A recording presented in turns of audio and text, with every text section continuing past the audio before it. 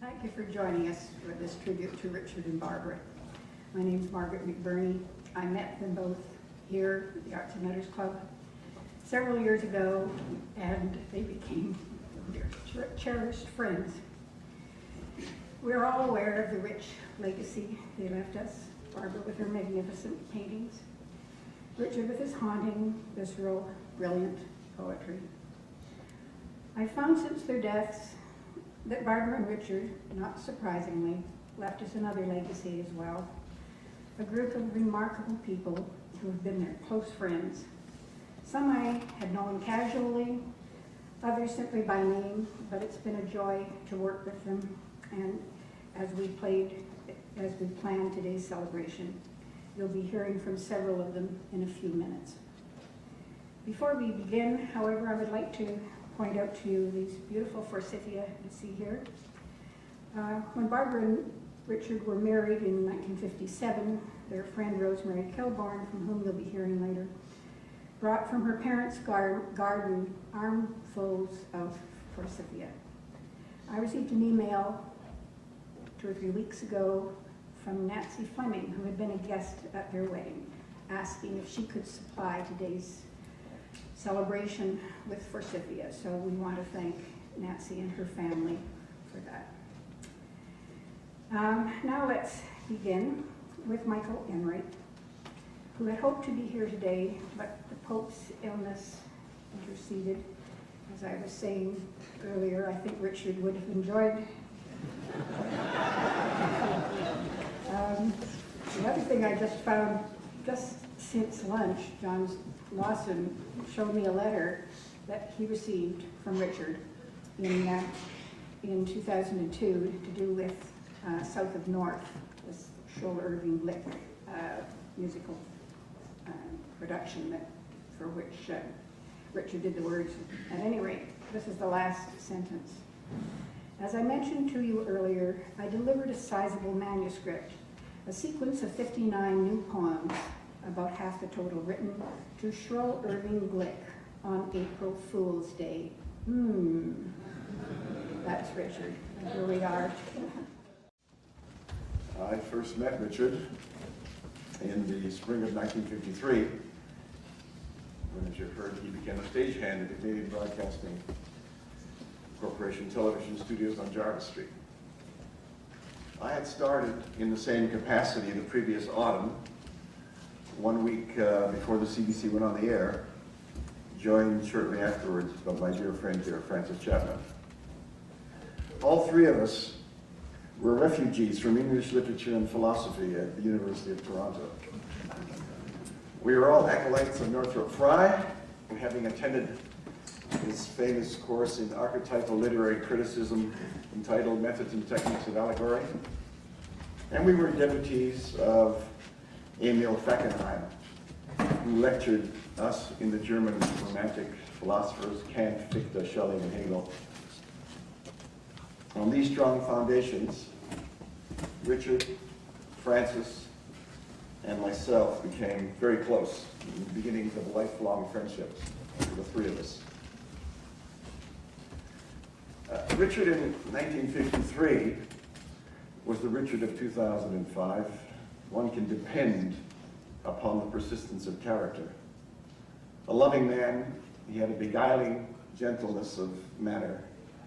His devotion to ideas and literature probably started in kindergarten and filled his entire life. He had a very serious demeanor combined with the capacity for irony and a boisterous sense of humor that's revealed often in his poetry. And he could sit still for long periods of time with a haunted, intense stare, so aptly compared by Barry Callahan to that of a hawk. He was either parsing reality or gazing at another universe next door. I don't know who set the hiring policy for the stagehands of the CBC. The leader of our stagehands is here today, Peter Garstang. Maybe he can tell me later who was responsible for the policy. But they were the most amazingly idiosyncratic and polyglot collection of men I've ever encountered. No stagehands in the world had conversations like ours. As we worked late into the night building sets, it was books, books, books, art, art, art, ideas, ideas. During the day, when we worked the shows, famous chess games were held behind the flats. Richard, would you mind giving me a hand moving this bed, will you? In a minute, Ted, I just got to reply to this Queen's Gambit. In later years, CBC executives and directors told me how intimidated they were by the IQ power of the stagehands. One would see drama directors as they were working, giving us uneasy glances as we stood in the shadows just outside the glare of the set lights, watching intently and assessing. Among this murderer's row of artistic judges was, of course, Richard, with his piercing, intense eyes, Francis Chapman, radiating an otherworldly wisdom like some Christian saint about to be martyred, Heinz Bissell, a philosophy student from Germany, stroking his goatee as he watched the proceedings with Teutonic professional detachment. Philip Hirsch, Jewish intellectual and enfant terrible, with a perpetual derogatory smile on his lips. The British contingent, incredulous at what passes for culture in the provinces. And of course, arrogant me. God, I could direct this play better than this guy. While at the same time reading Wittgenstein's Tractatus Logico Philosophicus. The idea of the suits feeling nervous around the stagehands, Richard thought was a hoot. Gloated, chortling with glee at the vision of the hierarchical order being turned upside down. Heinz Bissell, the aforementioned philosophy graduate, insisted one evening after work that we repair to his house to listen to his paper on Heidegger's Sein und Zeit, with the discussion to follow. Stagehand talk, right? At one point, Richard said, "What prayer is to theology, poetry is to philosophy." I said, what, Richard? What prayer is to theology, poetry is to philosophy. I was meant to ask Richard if he was quoting Heidegger or himself. I never did. You know, we were all restless to get on with our lives. We all knew the stagehanding was only a temporary stopover. Richard acted first, going off to England in 1954 to write, joining the exodus of aspiring Canadian and American artists, still in the grip of that Hemingway imperative that if you want to be an artist, the rite of passage goes through England, France, and Spain. Mordecai Richler was in Spain, Mavis Gallant, Bill Weintraub were in Paris, Ted Allen, Stanley Mann were in London. And of course, another member of this group was Barbara Howard, who went to Europe to pursue her art studies, finally settling in London where she met Richard. Richard and I corresponded somewhat intermittently in 55 and 56. And in the summer of 56, I finally fulfilled my dream of going to Europe. I would spend some time with Richard in London and then go on to Paris, where an English literature classmate of mine, Clayton Durston, was writing a novel. Another Canadian. I don't even know what happened to him, Clayton Durston, later. I wrote to Richard and arranged to meet him as soon as I landed in London. In the meantime, I had become a director working on a TV drama series at the CBC for a frenzied year and was totally exhausted. On the 11-hour flight to England on a turboprop plane, I started to feel feverish. By the time I landed and met Richard, I felt horrible. And wandering down Regent Street with him, I collapsed on the sidewalk. Richard immediately bundled me into a taxi, took me to his home, and put me to bed. He fetched a doctor who diagnosed me with an acute case of infectious mononucleosis. Richard wouldn't hear of me staying at the nearby small hotel where I had been registered. Who would look after me? So he set me up on a camp bed in the living room of his bedsit. As I was in his workspace, he had to work in the basement, right in the basement, and slept there as well. I was so weak, I could hardly move. Richard had to dress me every day. Certain images come back. Richard putting on my socks every morning. There was a tenderness and an ineffable sweetness to this man. Dressing me was the least Richard's problems. He had to deal with the tantrums of a 200-pound fractious baby, confined for weeks in a camp bed in his living room, chafing, fretting, cursing. I wanted my whole trip to Europe was ruined. Since Paris and the south of France were now out of the question, I said to Richard, "Take my wallet. I can't spend it on travel, so let's eat it." In spite of the swollen glands in my throat, I started making demands for great haute cuisine meals. Poor Richard, not the greatest cook, went next door in desperation and persuaded a lovely young Jewish woman, Mona Howard, a fabulous cook, to come and prepare food for us, or rather, me. When I instructed Mona how to prepare a bechamel sauce, I remember she gave me the steeliest of stares. Well, Richard and I ate like royalty. Smoked trout, smoked salmon, tournedos with foie gras, daubes and beef bourguignons, trifles and exotic, out-of-season fruit, and of course the finest clarets, burgundies, and cognacs. Richard was saddled with me for 6 weeks, but never once did he make me feel de trop when I so obviously was. We had great laughs, and of course, books, books, books, ideas, ideas, ideas. And we came to love each other. The house at 88 Belsize Park Gardens was full of music and artistic endeavor. Members of a string quartet, a protege of the Griller Quartet lived there, the Griller Quartet, including the brilliant first violinist Peter Gibbs and the cellist Bruno Scheffer. So the music of the late Beethoven quartets would fill the house. Bernice Rubens, who later became a significant British novelist, hung around the house. She was having an affair with a filmmaker who lived in the next room. Richard, anxious to divert the invalid, persuaded her to come and chat with me. Everyone in the whole house took a lively interest in the creative work of the other inhabitants.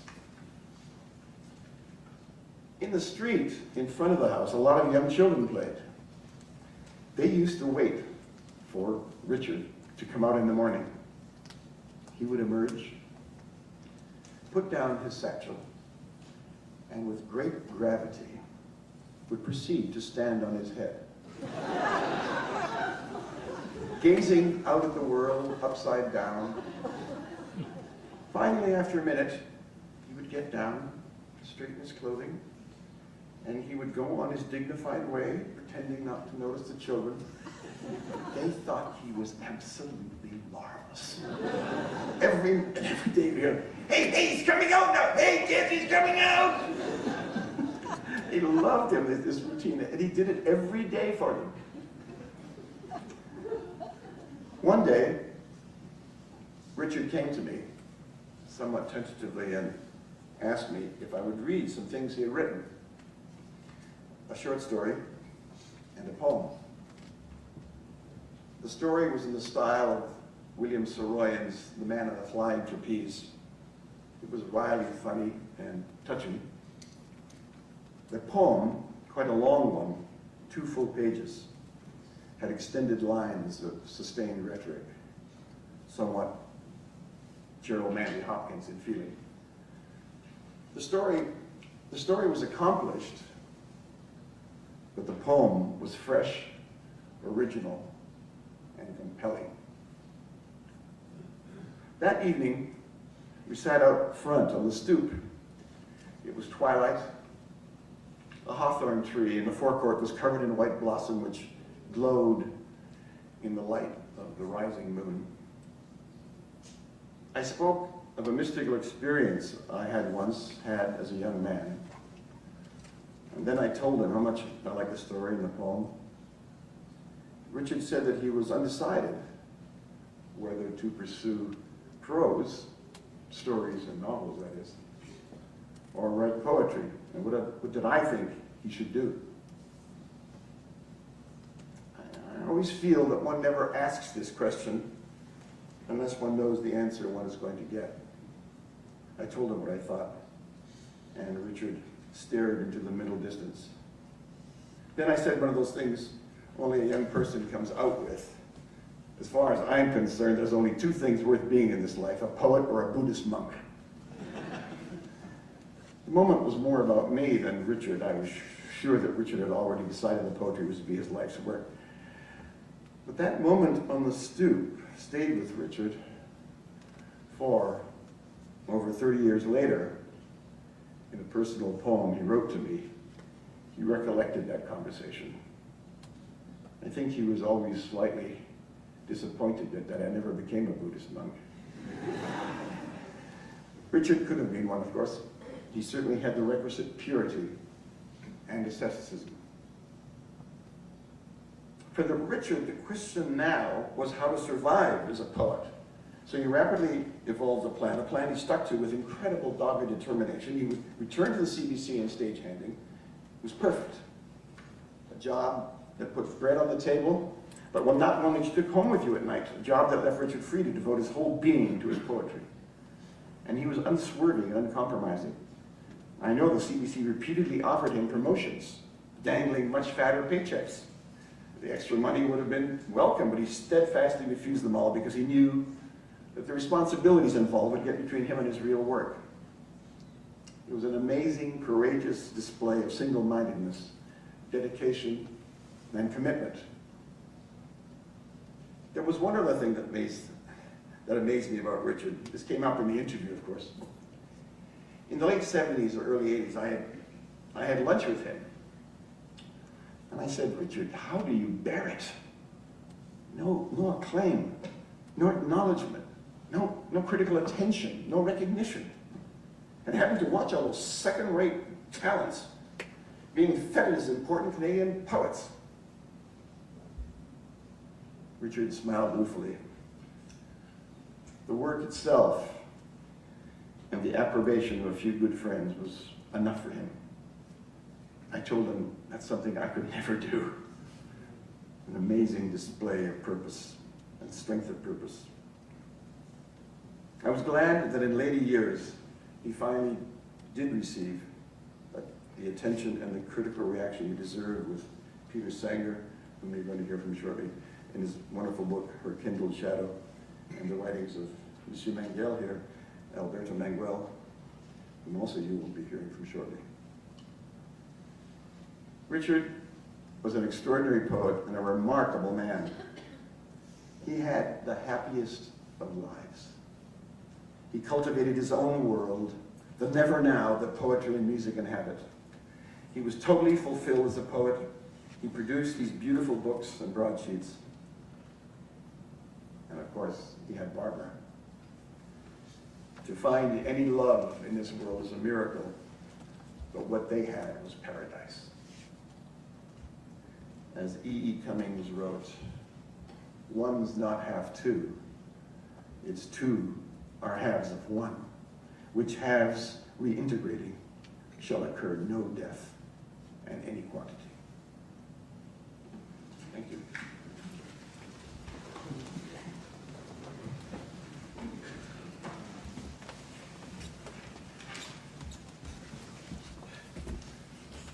Mead stands at the eastern gap. The nightfall is ascending. The sky is marine green.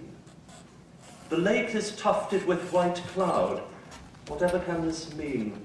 Has this too solid earth flipped? Oh no, instead, I, haphazard islander, am standing on my head.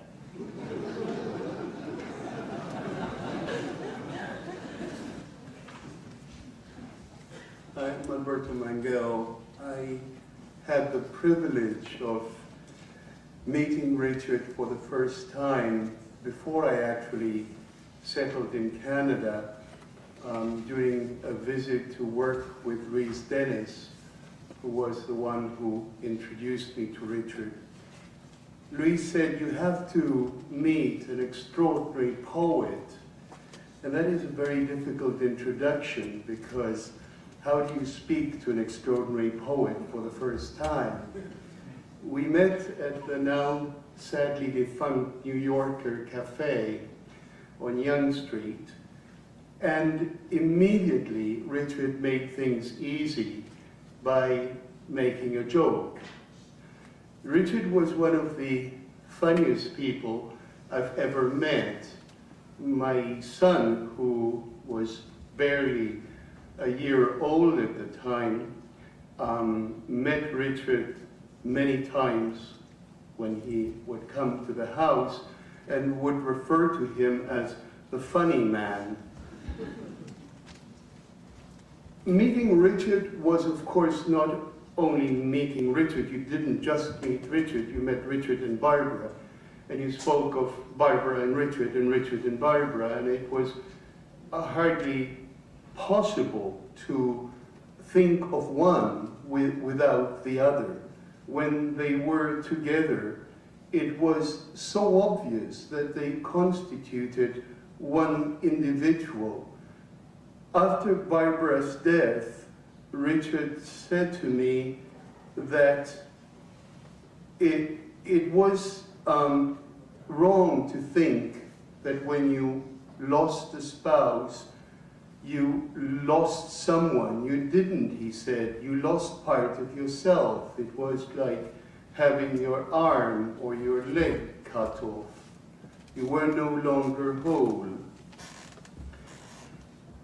Richard had, as I said, the most extraordinary sense of humor. And I remember that all the time that he kept discovering for me, giving me the wonderful poets that he dug up and he admired, and that he would, of course, recite because he had an extraordinary memory. He would couple this with wonderful anecdotes and the funniest stories. He loved New Yorker cartoons. I remember he had us, me and my partner, howling with laughter at a cartoon he sent us where a chicken is looking at a cracked egg, and the little chick has just come out of the egg, and the mother hen is saying to him, "Now look what you've done." My friend Craig Stevenson, who is a union analyst, said that every analyst should have this engraved over the door of his office. And then he was able to discover genius in others. Northrop Frye, of course, who was mentioned, was for Richard, the emblematic genius. And I remember Richard telling me that Frye's greatness and Frye's humility was reflected in just a little story that Frye told, which was this. It's a reflection in his notebooks. Frye saying that had he been present at the birth of Christ, he did not think he would have heard the angels singing. And the reason he said this, because he did not hear them singing now, and he had no reason to suppose they had stopped. Richard had the very unpleasant habit of imagining that the people he spoke to were as intelligent as he was.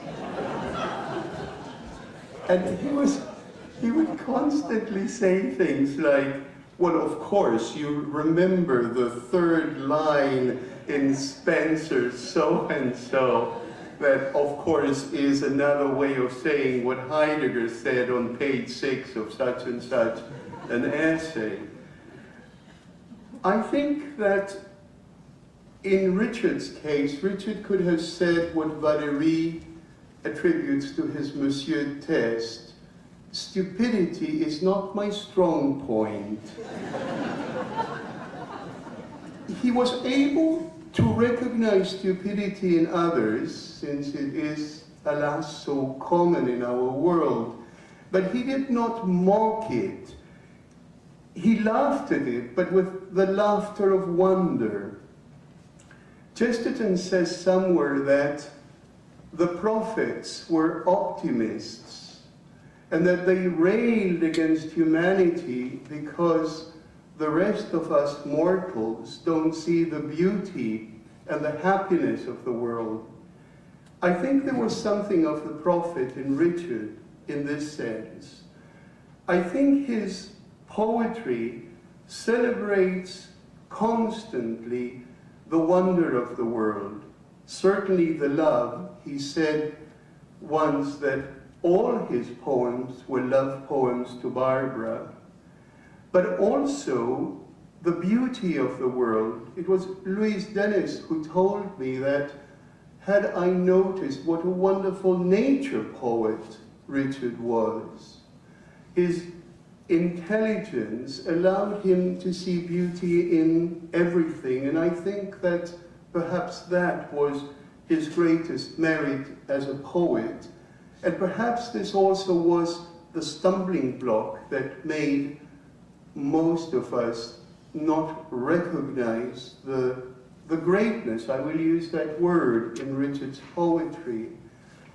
Perhaps a poet like Richard is condemned to live outside his time, that the very nature of what he does is anachronic, and that we readers are condemned to be always far behind what he has written, that readers in the future will be fortunate enough to be able to read him as he wrote, but that we don't have that experience yet, because he saw things that for us are still in the future. Poetry was for Richard his everyday activity. He lived, he breathed poetry.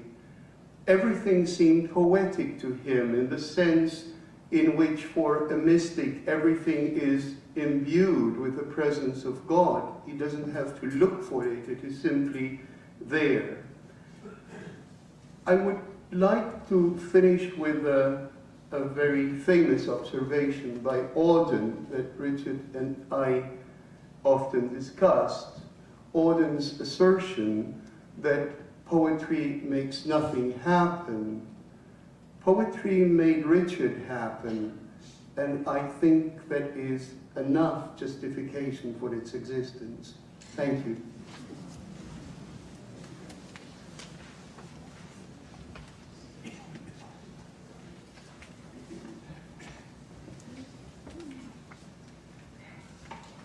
Richard always said that he and Barbara had two homes.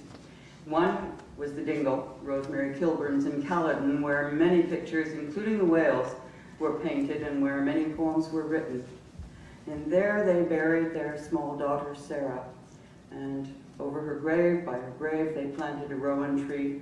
And some of Barbara's ashes lie there now, and some of Richard's will join them come spring. The other home is Romany Wood, the Chapmans on Lake Simcoe. And some of Barbara's ashes lie there, and Richard buried his wedding ring there. And soon enough, Richard will commingle with Barbara in Lake Simcoe. Romany Wood is the locus of this elegy, which was written for Doris Chapman, the mother of Richard's most beloved friend, Francis, parting at evening. The lake is borrowed light, its darkening waters lengthen into night. Frail on the grazed field, emerald or ermine, or sere as seasons yield, you move towards the gate, for long familiar, beyond which the estate of wilderness contains your lost garden As long as there remains enough light to make out in cedar's shadow, masking you without holding you, the one gesture recognized, we remain undone by absence, witnessing one entering, leaving.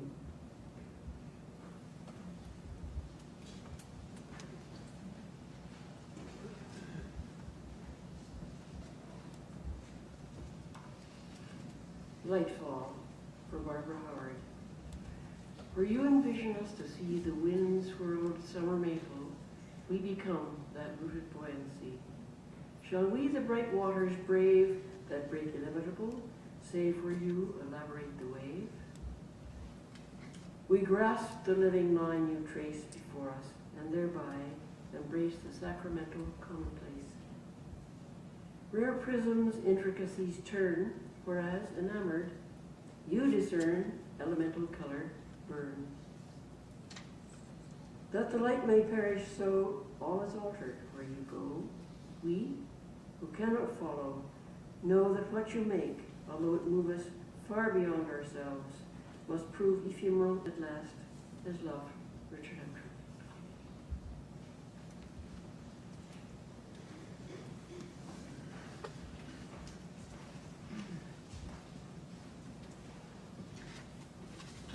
Years ago for an interview, Barbara said, "We must love one another and all forms of life on this planet, or we will perish." Those were prophetic words for this world. They were also the motive and meaning of her life. She said, everything we do matters. How we look at and think of an insect, an animal, a flower, a stone, or a human being. These things matter.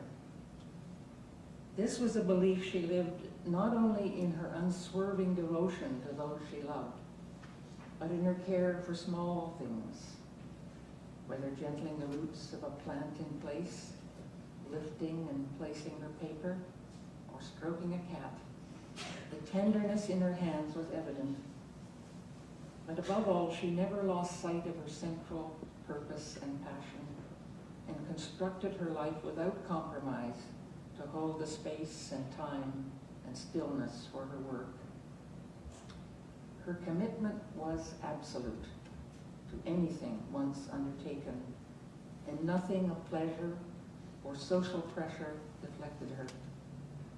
It was not only the strength of her own creative necessity, but also her trust that what was done could widen the perception of the viewer and in some small degree change their life. She said, "I'm aware of the frightfulness we perpetuate, but an artist can say, for God's sake, here is an alternative. We must celebrate life and one another. We must celebrate and not destroy."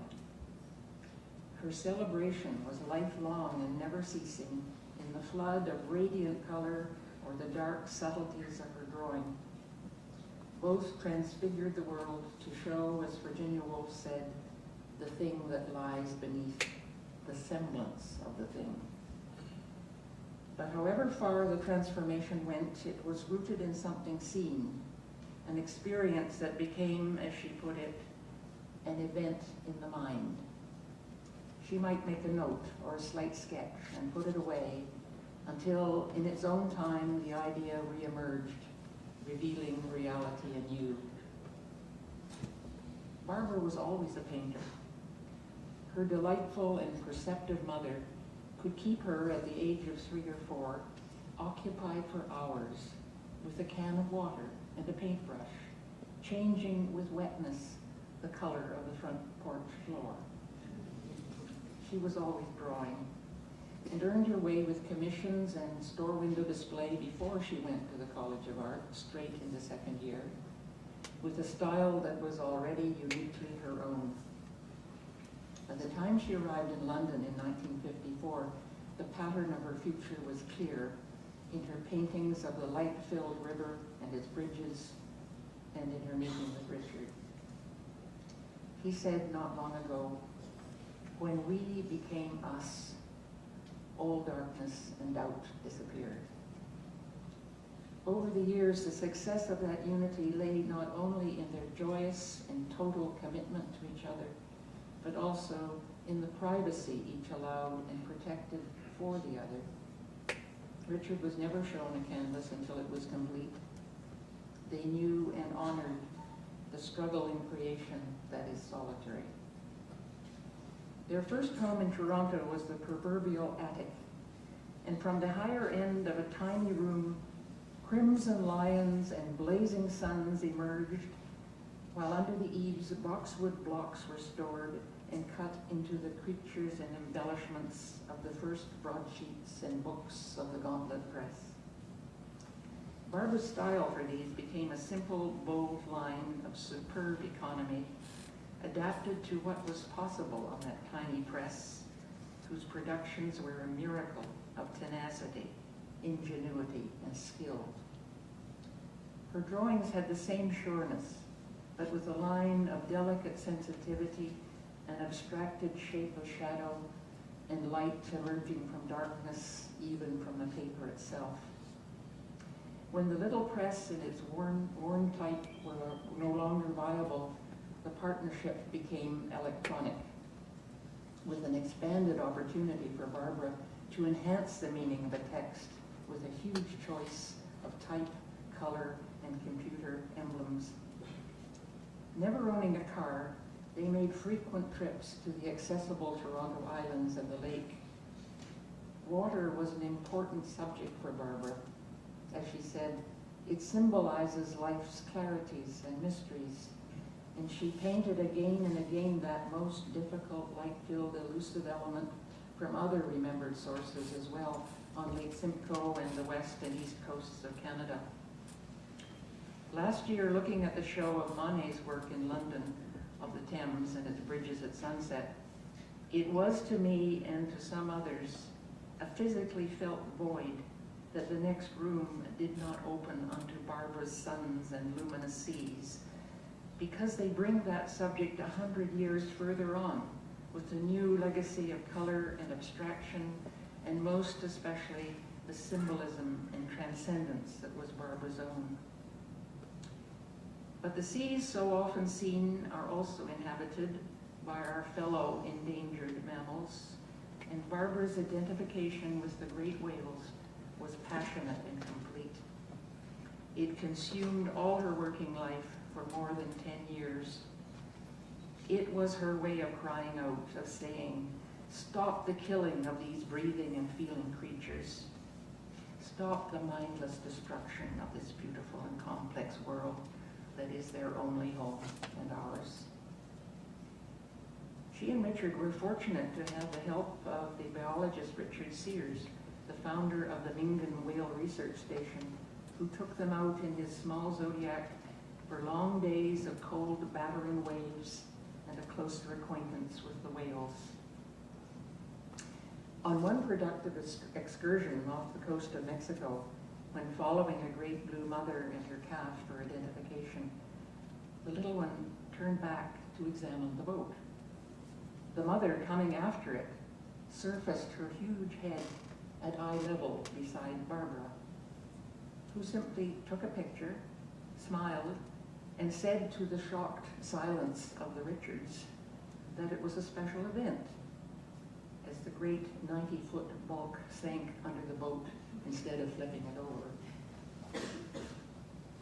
We are fortunate to have Richard Sears with us today, and he would, I think, is he here? There he is.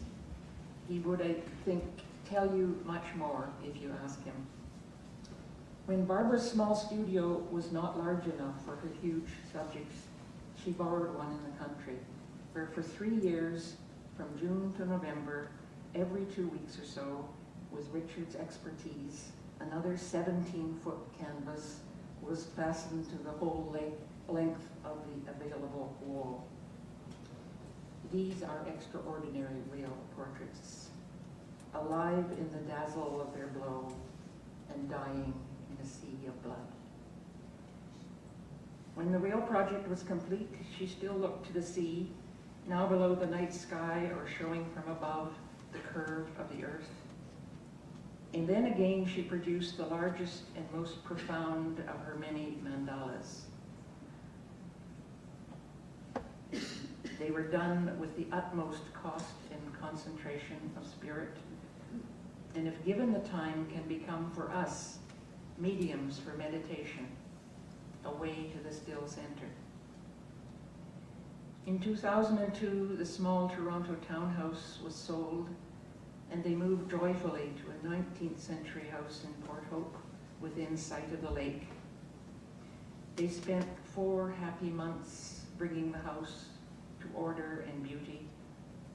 The dining room, though still not large, would be a studio bigger than she had ever had. And how she did this, beyond. They hoped to build a real one on the lot next door. Then it did not seem that such a small slip and fall could bring 1 week later such a great loss. When time stopped for Barbara, it stopped for Richard as well. The year before he had written, "She rests beyond compare, beyond repose. Between the armatures of darkness, she has seen light summoning the rose."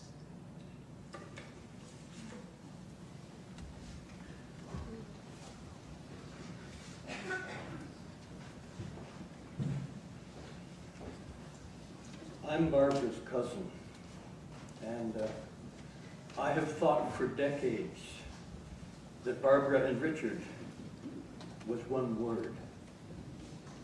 So this fragment is for those two, that one, whom we all love.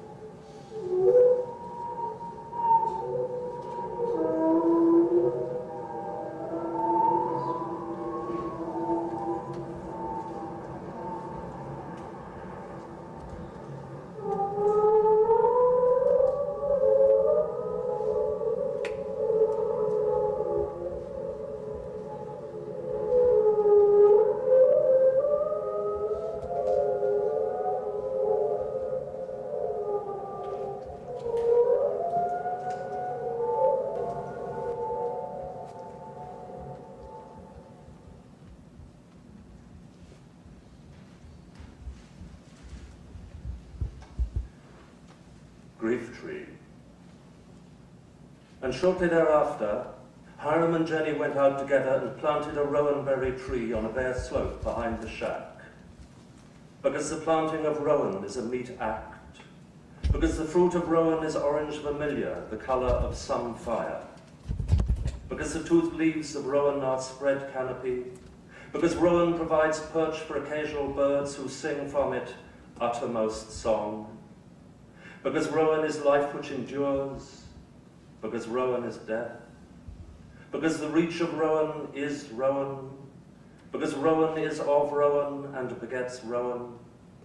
because the shaft of Rowan is Jesse's rod, because Rowan uplifted is Yggdrasil, because the look on Rowan restores the weary who are heartsick, because Rowan points to the azure firmament, because Rowan entertains the least wind and trembles thus, because Rowan by day stands between the sun, because Rowan by night indicates the wheeling constellations which are various figures, because Rowan is passion, because Rowan is emblem which is beloved, because this world will not be deprived of Rowan, because Rowan speaks to Rowan with no name, because God has looked on Rowan especial, because Rowan is the right shape, being a broad taper, because Rowan shall perish, being Rowan, and shall not perish, because the daughters of men are Rowan, the sons and the daughters of men,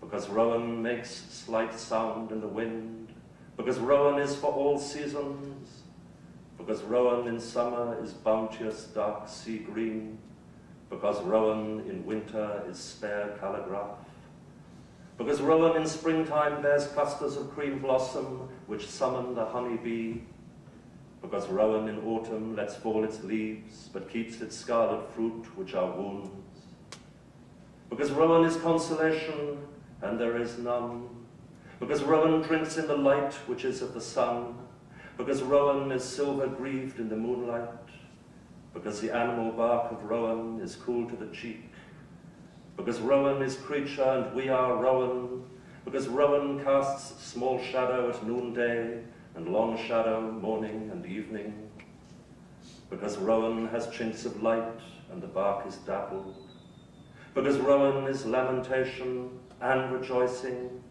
because Rowan does not let up but remains, because the roots of Rowan reach down to rock to encircle the earth, because Rowan transpires water which falls from above, because Rowan enters the air, because Rowan bears fire, because Hiram and Jenny shall see it hereafter and know Rowan, because in Rowan all manner of thing shall be well.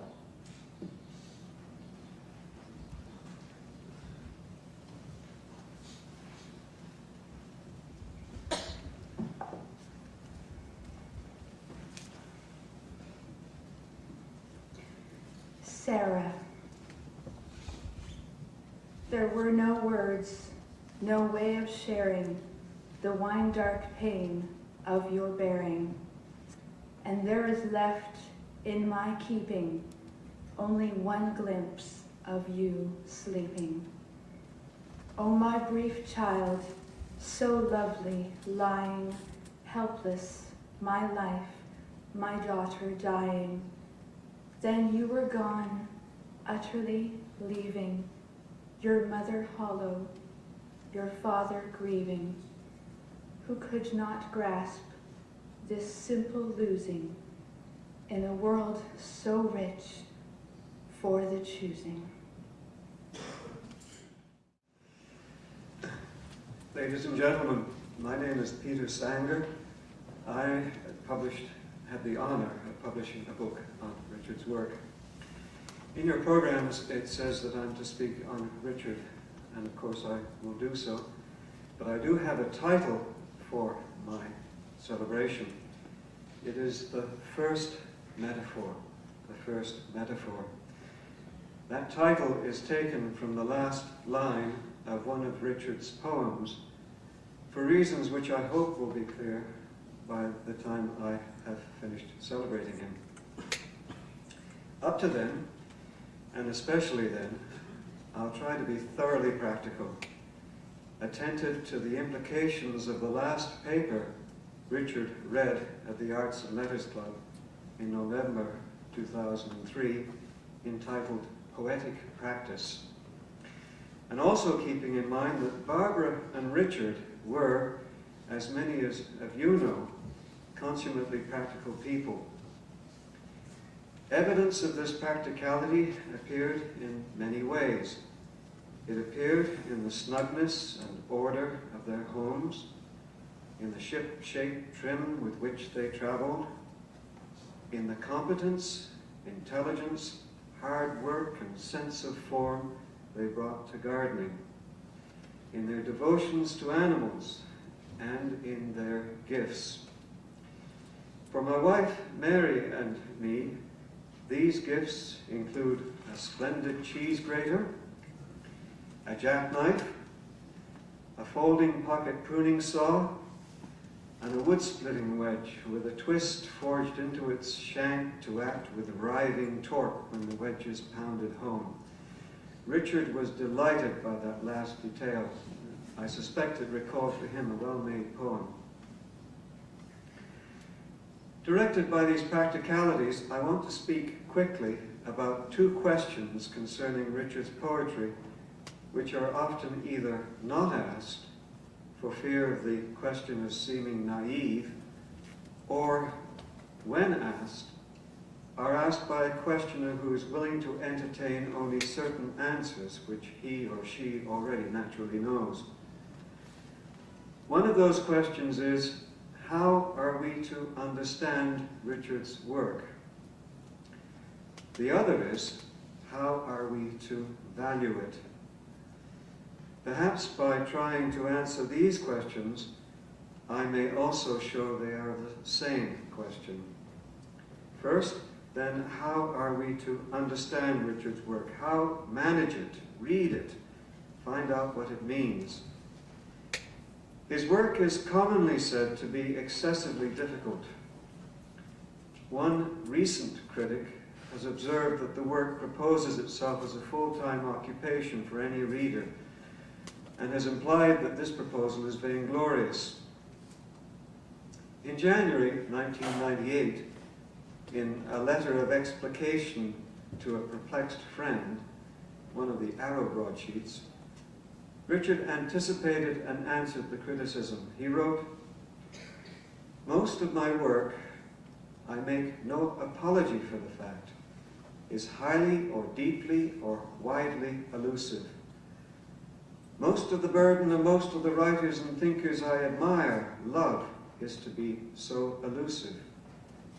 For evident reasons, for sweet reason, for the blazed unreason swirled, pulsed throughout and about the shuttered galaxies of the Logos." There's no egotism about that non-apology. It is an eloquent statement of fidelity to something transcending ego, to what, in the profoundest sense, could be called practical existence, if we are prepared to admit existence in its widest sense and in our widest sense. The statement is also a statement of faith in poetic practice. My own short answer to those who remain skeptical about the justice of the demands made by Richard's poetry is, read his poems carefully, read them slowly, read them aloud. When one of the words he uses seems oddly chosen or syntactically displaced, look it up in a dictionary which offers full etymologies and examples of historical as well as contemporary usage. That dictionary suggestion was also incidentally Richard's advice.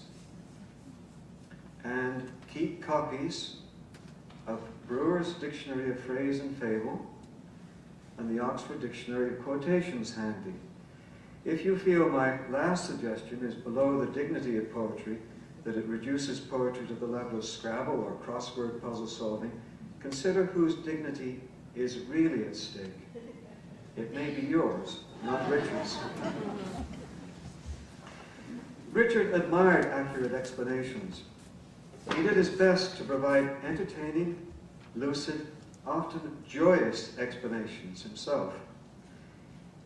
He provided them in the Arrow broadsheets, in the 7 talks he gave at the Arts and Letters Club between 1991 and 2003. And here I want to break away from my prepared text and say that I profoundly believe that Richard found in this club the audience that he sought, that he wanted. It wasn't an audience of professional academics. It was an audience of people who loved the arts, who read widely, thought deeply, and brought to their thinking and reading and observation the profoundest experience of their own lives. As I say, that is one of the reasons why he loved this club so much, and why he spoke to it 7 times at the literary table. Those were the sort of people he wanted to reach.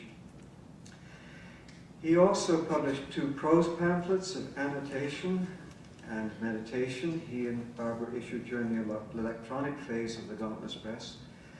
And he also provided back cover commentaries, although they often appear as anonymous, to all the commercially published editions of his poetry after Exultati Jubilati.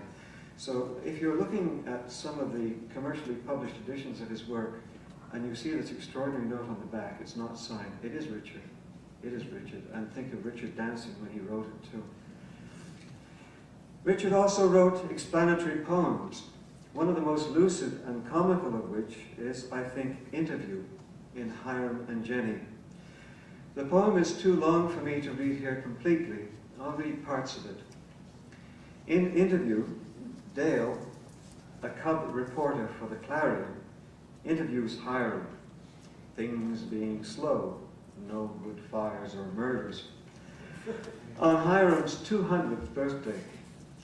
That, possibly, by the way, makes Hiram's birth date 1788, the year Blake was executing experimental plates for and finishing the text of the Songs of Innocence, which he published in 1789. The interview almost takes flight after Hiram shares a concoction of root beer and rum with Dale. And Dale, quote, began by asking Hiram, of course, to what did he attribute, etc. Hiram said, banjo. But Dale didn't get it. So Hiram switched, cackled something dumb about clean living and clean thinking, been practicing it. His Cotcher's cackle got it down pretty good. Then Dale asked him, what was the most important event in his whole life? Said, life. Dale thought he repeating the question, but let it go and asked Hiram, did he have any advice for the young? Hiram said, no. What the hell? No point considering Dale to try mentioning banjo. Waste of time. Dale goes on to inquire, quote, who was the most unforgettable character, just like the Reader's Digest. But Hiram could hardly name the unnameable.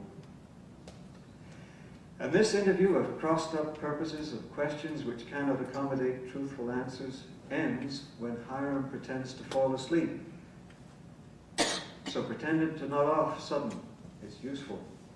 Besides, Jenny was listening, also getting somewhat impatient. She does, waiting for Hiram, come to bed, and rejoice in the celebration amongst them, again and always.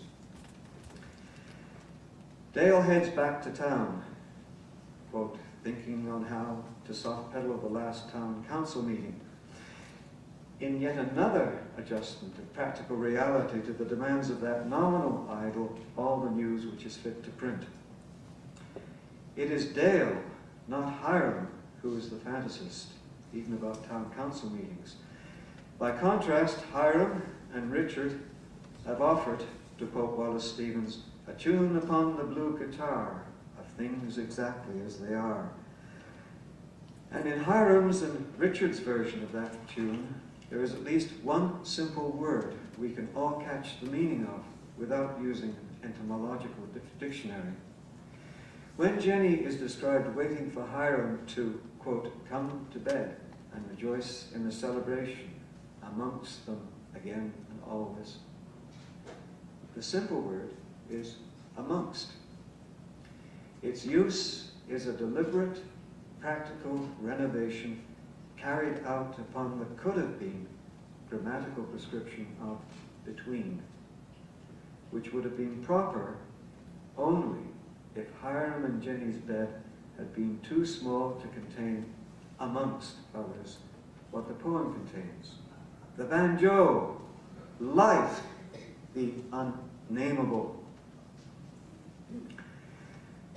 Do all of Richard's poems unpack as easily, with so much fun as Interview? No. Of those that do, many are in Hiram and Jenny, which makes that book a good one to start or restart enjoying Richard's work. But I'm thinking now of a comment Jane Ellen Harrison made in her essay of autobiography. She said, "The Russian verb to learn takes the dative, which seems odd till you find out that it is from the same root as to get used to a thing.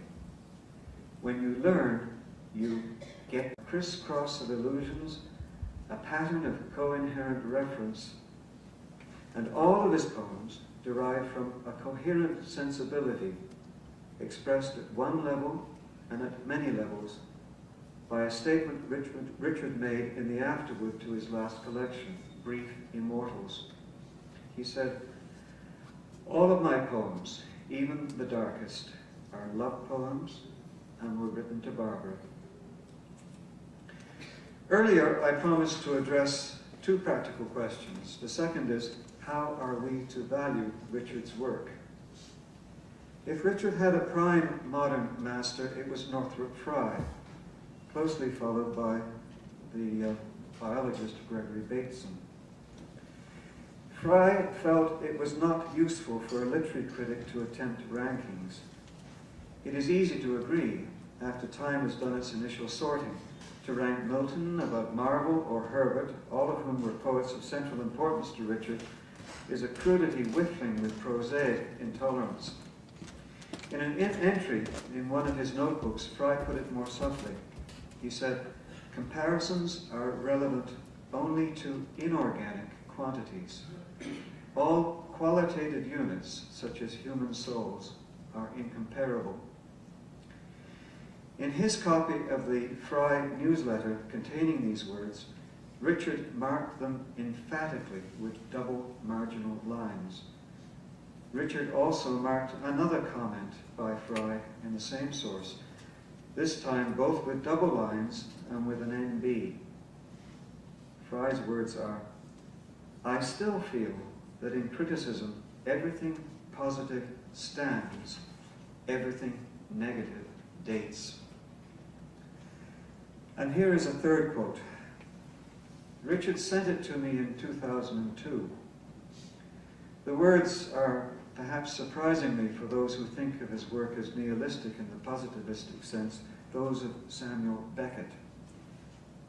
Beckett is reported to have said, "All poetry, as discriminated from various paradigms of prosody, is prayer."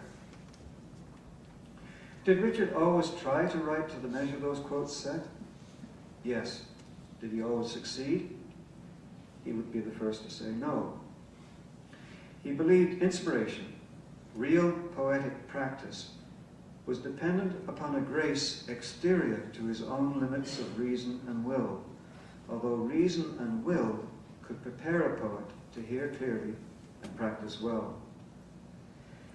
He continually wrote about that exterior grace in her, for him, various forms. Here she is in a poem called The Literate Princess, one of Richard's later and one of his many as yet uncollected poems.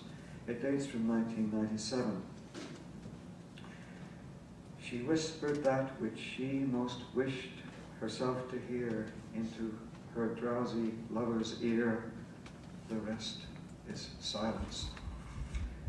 She whispered that which she herself most wished to hear into her ardent lover's ear. Ripeness is all.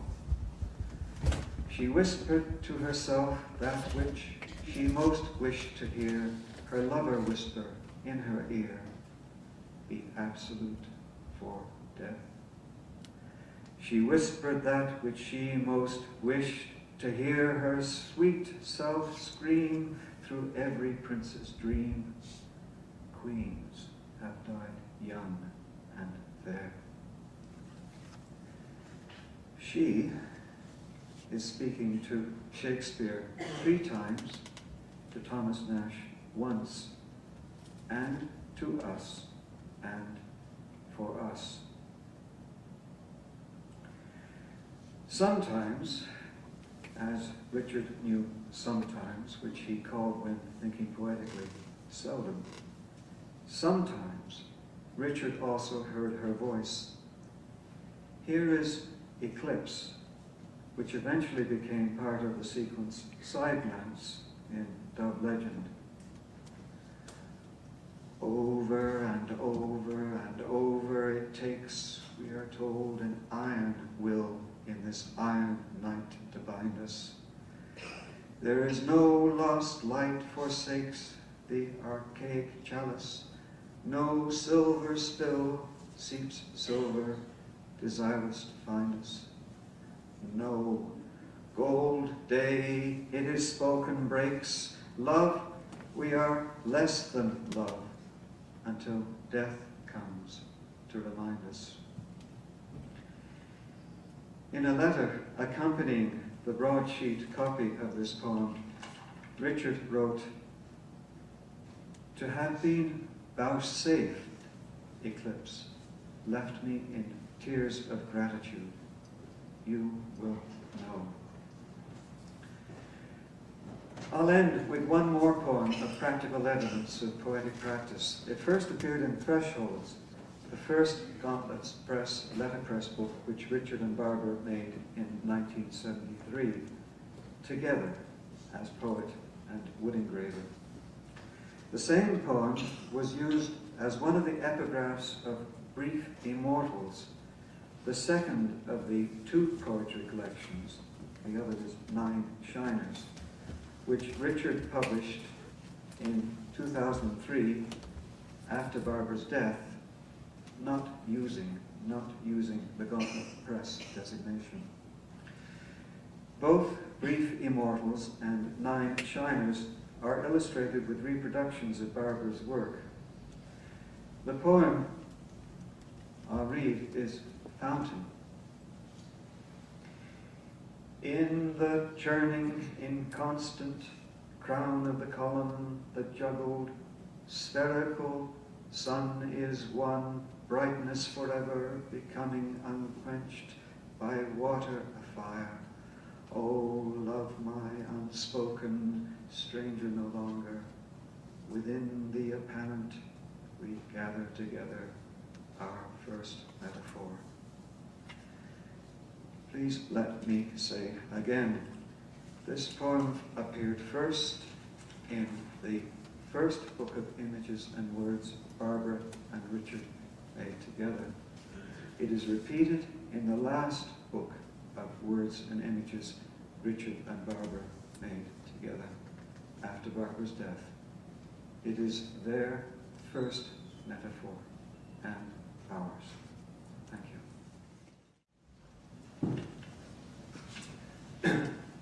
Richard wrote this for Barbara about 5 years ago. Late love poem. Well, here we are, where we have always been, of course, and sometimes recognized as such. I wonder that the cosmos can survive the theme and variation of your touch. Well, there you go, where we have never gone. Off course, but something understood at last. I doubt that even God remembers, dear, the paths that we have scrambled in the past. Well, this is it. At least we think it is, or may have been, or may be at the close of any narrative of passion and reprieve. My God, you are redemptive in repose. Well, just as well. The others never got beyond the starting gate. And if they won the velvet pisspot with rosette, so what? By God, sweetheart, you always jumped the gun. Well, that is that. Finito. QED. Wrapped up in greaseproof paper. That's showbiz. Sticks, nicks, hicks, picks. Okay, I know it ain't all over till it's over. Then, it is. Well, what the hell? Or heaven, which is where we came in love, and which is where we leave. Earth to earth, the sure and certain earth, earth incorruptible. I shall not grieve. This concludes our celebration of the lives and work of Barbara and Richard.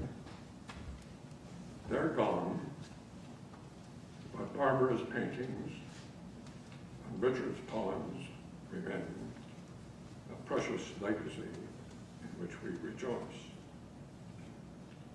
As a sampling of that legacy, we've arranged a display in the lounge and another in the cabinets on the lower level, both of which are invited to view.